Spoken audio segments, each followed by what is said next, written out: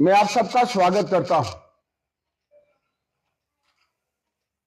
देश के प्रधानमंत्री जी द्वारा लगातार से जो समय समय पर कार्य किए गए, वो चाहे उनके माध्यम से रचनात्मक कार्य थे, चाहे उनके माध्यम से संसद के बीच में बिल पारित हुए, वो सदियों तक याद रखे जाएंगे। उसी कड़ी में एक जुड़ता हुआ कदम वक्फ अमेंडमेंट बिल को लेकर,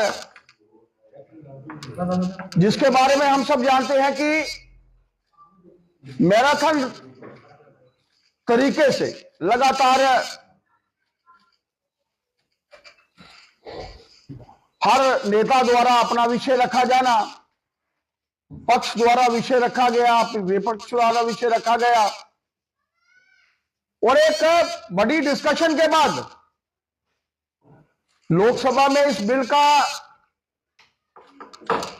288 और विपक्ष 232,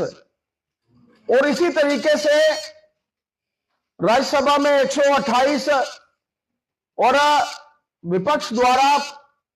95 वोट जो थे वो पड़े। आप समझ सकते हैं कि एनडीए के पास जितने वोट्स थे उससे भी ज्यादा वोट पड़े। कारण यह था कि लगभग सभी मेंबर पार्लियामेंट्स को लगता था कि यह बिल यह देश के हित में है, और क्यों जरूरत पड़ी इस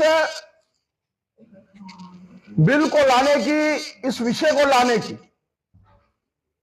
और शायद जरूरत ना पड़ती अगर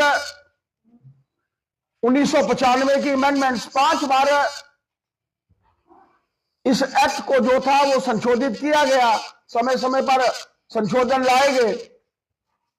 लेकिन 1995 का संशोधन और 2013 का संशोधन,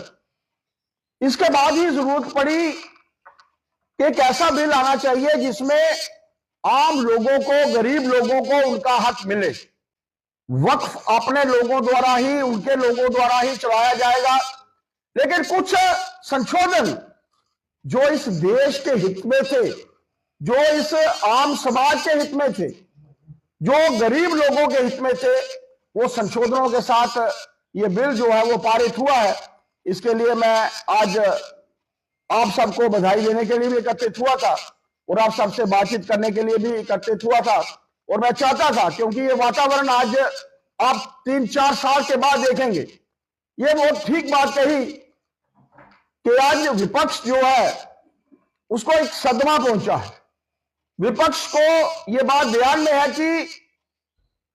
इस अमेंडमेंट के बाद आम जनता को 2 साल बाद, 3 साल बाद, 4 साल बाद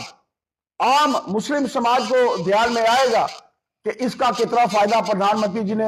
हम सबको दिया है। हम प्रधानमंत्री जी को बधाई देना चाहते हैं, उनको साधुवाद देना चाहते हैं कि जिस तरीके से इस अमेंडमेंट, इस वक्फ प्रॉपर्टीज अमेंडमेंट बिल को जो है रखा गया, इसके ऊपर प्रॉपर डिस्कशन हुई और